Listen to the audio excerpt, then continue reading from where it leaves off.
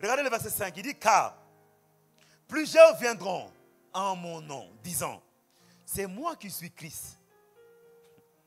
Et ils séduiront beaucoup de gens. Alléluia. Le premier signe qu'on va voir, c'est qu'on va voir l'apparition de plusieurs Christ.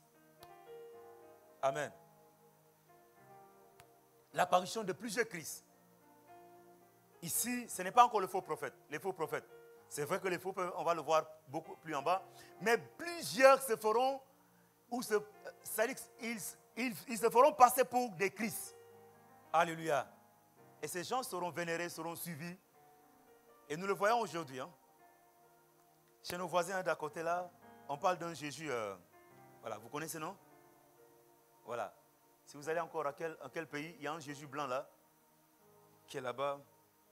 Donc, c'est pour dire que, effectivement, ce que l'apôtre est en train, Jésus lui-même est en train de dire, et là, concret sous nos yeux. Il dit, ils séduiront. Ils séduiront. Et quand on parle de la séduction ici, on parle de l'égarement. Ces hommes ont pour objectif d'égarer plusieurs personnes. Alléluia. D'égarer plusieurs personnes. Ou encore de les faire tomber. Et c'est ça l'objectif aujourd'hui, chers frères et sœurs. Plusieurs parlent de Jésus. Plusieurs viennent au nom de Jésus, mais ils ne sont pas de Jésus et ils ne sont pas avec Jésus. Alléluia.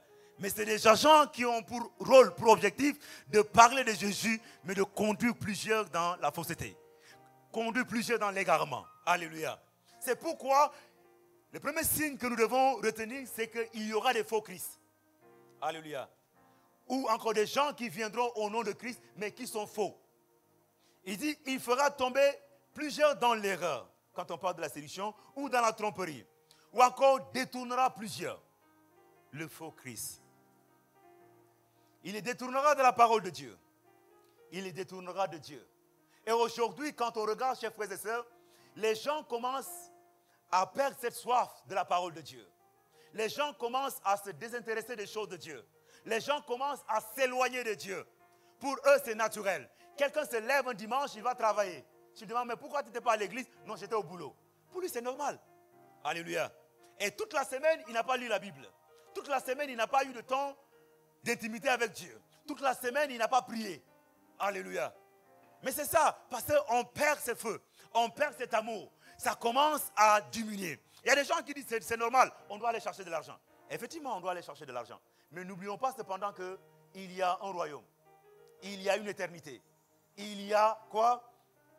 Il y a une éternité que nous ne devons pas perdre en vue. Travaillons, chers frères et sœurs. Dur même. Gagnons de l'argent. Faisons des affaires. Mais cependant, n'oublions pas que Christ reviendra. Ne nous laissons pas égarer par l'amour de l'argent.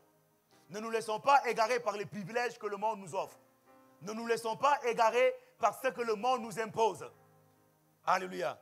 Et c'est malheureux. Même le dimanche aujourd'hui, on dit à quelqu'un, non, tu dois venir travailler. Toute la semaine, tu as travaillé, tu viens travailler encore le dimanche. Même pour ta santé, même, ce n'est pas bon. À quoi même plus forte raison pour ta relation avec le Seigneur? Et toi aussi, tu ne dis rien. Tu n'as jamais affirmé que je suis chrétien. Ma foi ne me permet pas de travailler un dimanche. S'il vous plaît, professeur, est-ce qu'on peut repousser la séance pour les prochaines fois?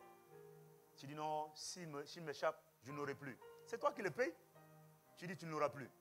C'est ton argent qui... Tu crois que si tu n'avais pas payé, tu l'as couru derrière. Quelque part aussi des fois, que le Seigneur nous aide.